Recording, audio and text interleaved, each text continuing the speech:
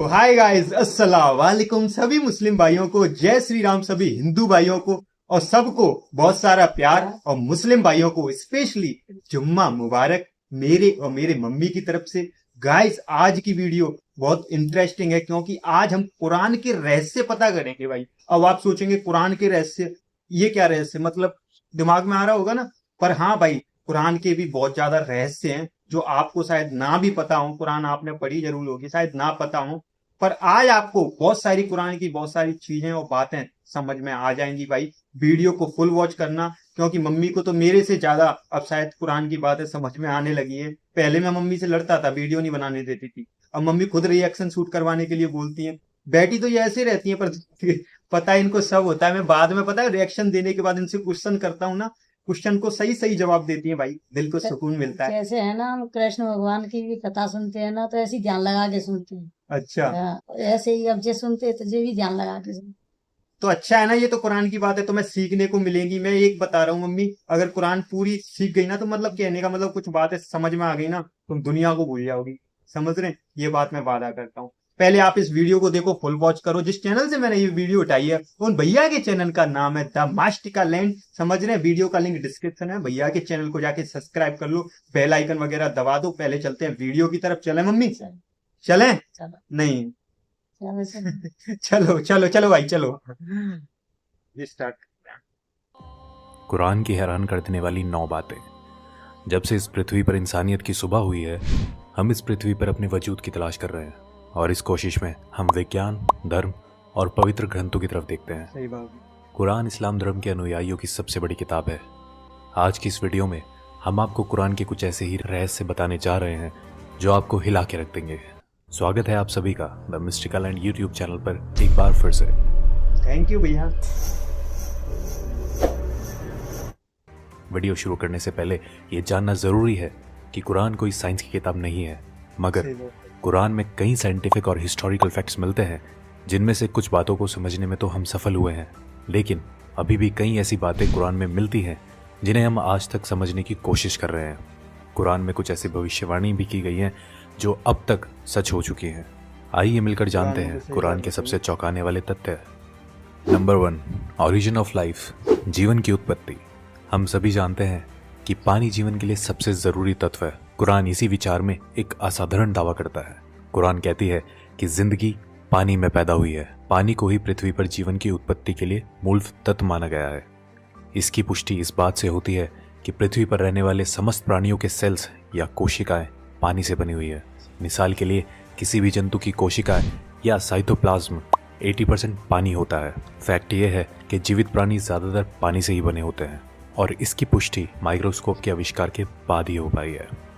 अरब के रेगिस्तान में रहने वालों की ये सोच अपने आप में हैरान कर देने वाली है कि पृथ्वी पर जीवन पानी के कारण ही संभव है। नंबर 2, आयरन, लोहा। लोहा प्राकृतिक रूप से धरती पर पाई जाने वाली धातु नहीं है, ये धरती पर अंतरिक्ष से आया है। ये अपने आप में चौंकाने वाली बात है, मगर ये सच है। वैज्ञानिकों ने यह खोज लिया है कि अरबों साल पहले पृथ्वी की टक्कर उल्कापिंड से हुई थी। अद्भुत बात यह है कि ये उल्कापिंड लोहे से भरे हुए थे, और पृथ्वी से टकराने के कारण जबरदस्त विस्फोट हुआ जिसमें ये फैल गए। कुरान का लोहे की उत्पत्ति पर 57-25 आयत में कहना है, हमने लोहे को नीचे धरती पर भेजा है समस्त मानव जाति के फायदे के लिए। लोहा धरती का नहीं मगर दूसरी दुनिया से आया है। इस बात की पुष्टि 7वीं शताब्दी के वैज्ञानिकों द्वारा करना नामुमकिन सा लगता है। Number 3, skies protection. आसमान हमारी हिफाजत करता है। पृथ्वी को सूर्य की हानिकारक किरणों से बचाने में आसमान एक बहुत ही महत्वपूर्ण रोल अदा करता है।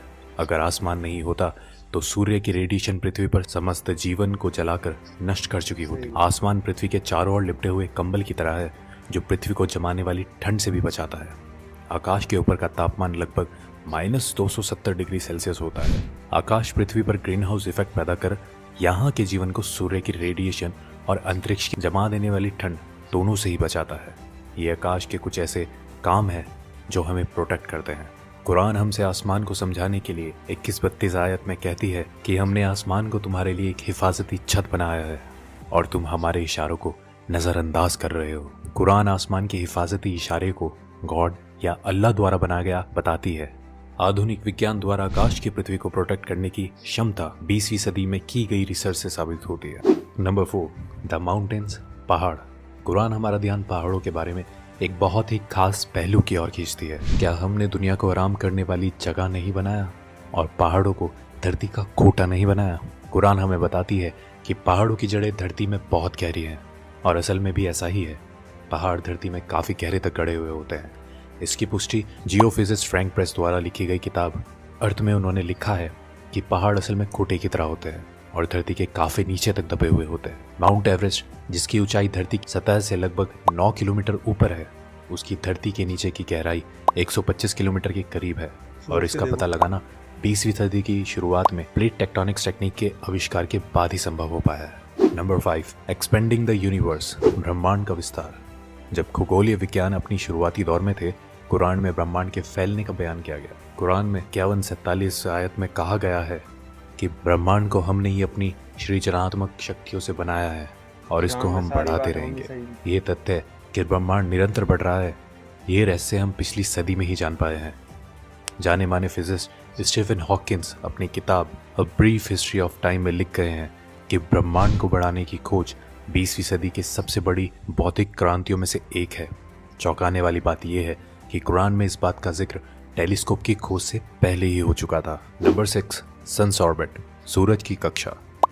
1512 में खगोलीय विज्ञानी निकोलस कॉपरनिकस ने सूर्य के बारे में अपनी राय पेश की। उनके मुताबिक सूर्यमंडल में सूर्य अपने कक्ष में स्थिर रहता है और बाकी के ग्रह उसके इर्द गिर्द चक्कर लगाते हैं।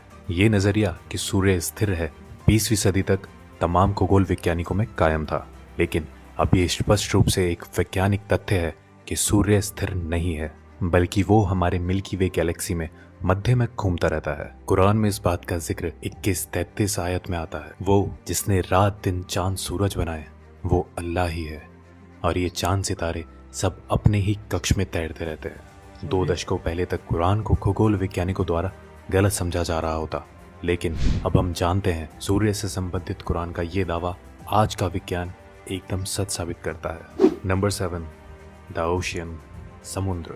कुरान 24-40 आयत में कल्पना का आधार बनाकर गहरी बातों को हम तक पहुंचाना चाहती है। इसमें लिखा है, गहरे समुद्र के अंधेरे जो लहरों से घिरे हुए हैं, लहरों के नीचे हैं, उसके ऊपर बादल हो और उसके ऊपर फिर अंधेरा हो, एक के ऊपर एक छाए हुए हो, इतने अंधेरे कि अपने हाथ भी आपको दिखाई ना दे, और जिसको अल्लाह रोशनी ना दे उसको कहीं भी रोशनी नहीं मिल सकती। आमतौर पर यह समझा जाता है कि लहरें समुद्र के ऊपरी सतह पर चलती हैं। हालांकि समुद्री विज्ञानिकी इस बात की पुष्टि कर चुके हैं कि लहरें केवल समुद्र के ऊपरी सतह पर ही नहीं बल्कि नीचे भी होती हैं। ये लहरें इंसानों को दिखाई नहीं देती, इनको सिर्फ कुछ खास यंत्रों के द्वारा ही पता लगाया जा सकता है। कुरान समुद्र की गहराइयों के अंधेरों के ऊपर चलने वाली लहरें और उसके ऊपर चलने वाली लहरें और उसके ऊपर बादलों के बारे में हमें बताती है।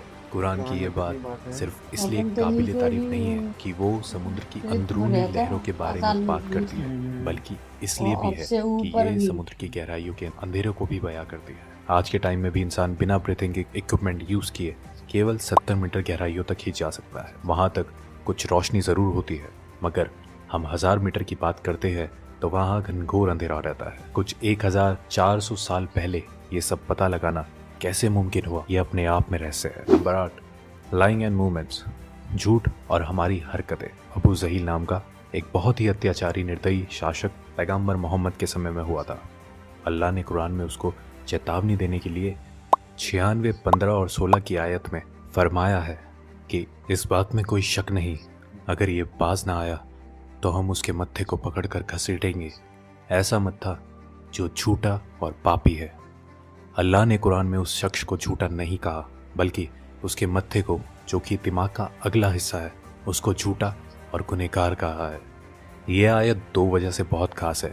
पहली ये कि हमारे दिमाग के सामने वाला हिस्सा हमारी सोची समझी हरकतों का जिम्मेदार होता है। इसे फ्रंटल लोब के नाम से भी जाना जाता है। दूसरा ये फ्रंटल लोब ही दिमाग के झूठ बोलने वाले काम को कंट्रोल करता है।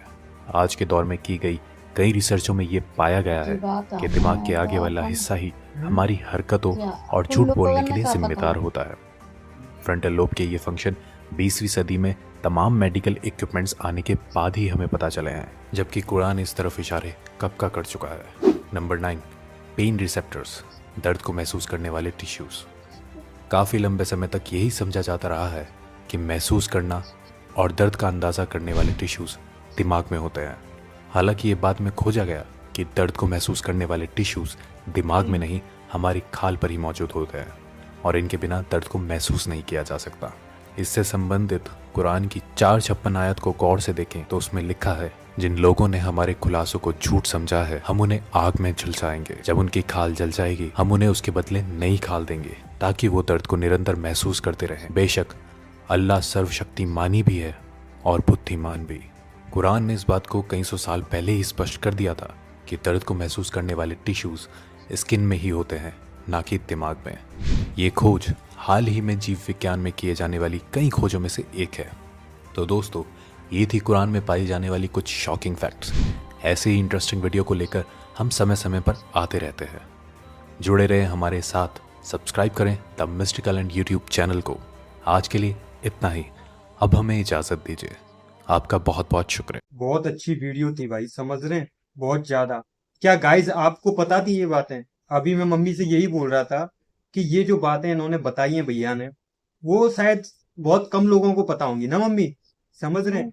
अब बहुत सारे लोग इसमें बोलते हैं, यानी कि कल ही बंदे बोल रहे थे इंस्टाग्राम पे कि मेरे से बोला उन्होंने, कहने का मतलब ये था कि हिंदू होकर तुम इस्लाम पर वीडियो बनाते हो, हमारे पास तो गीता है और भी वो रामायण है और भी श्रीमद् भागवत है, जो भी ग्रंथ हैं, इतने सारे ग्रंथ हैं, पर तुम कुरान के ऊपर वीडियोस बनाते हो मम्मी, समझ रहे हैं। तो भाई एक तरीके से चलो गीता कुरान सब अपनी अपनी जगह सब ठीक है, समझ रहे हैं। पर जो लोग कुरान को कहने में भी टारगेट कर देते हैं, कहने का मतलब अपने पास गीता है, भागवत गीता है, ये है वो है, यानी कि ये तो ठीक है यहाँ तक तो, पर इसके बाद कुरान को गलत बता देना, ये तो गलत है ना मम्मी, समझ रहे हैं। यानी कि अपना अच्छा है, ठीक है, इसको कोई दिक्कत नहीं, पर कुरान की बातें देखो भाई यार, सीखो, बुद्धि को सही करो, समझ रहे हैं। कुरान के बारे में गलत बोलने से पहले सोचो तो भाई।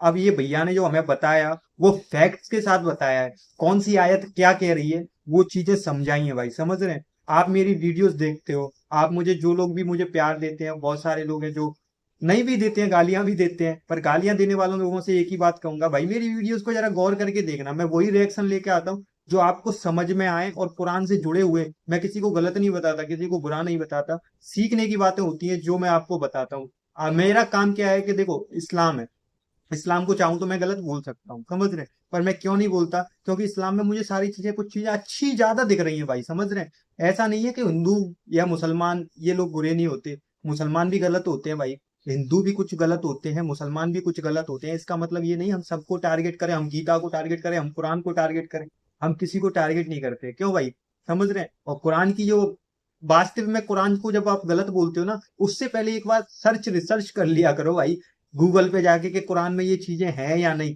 कुरान किसी को मारना पीटना नहीं, दिल से मानना सिखाती है भाई, समझ रहे हैं। आई होप आप सबको वीडियो पसंद आई होगी। सारे मुस्लिम भाइयों को एक बार फिर से जुम्मा मुबारक मेरे और मेरी मम्मी की तरफ से। Love you mummy, love you mummy, I love you too. I love you too बेटा। हाँ अभी क्वेश्चन नहीं किए, अभी वीडियो बड़ी हो रही है, क्वेश्चन करूंगा अभी थोड़ी देर बाद, समझ रहे हैं। लव यू भाई, जय हिंद, जय भारत। चलो।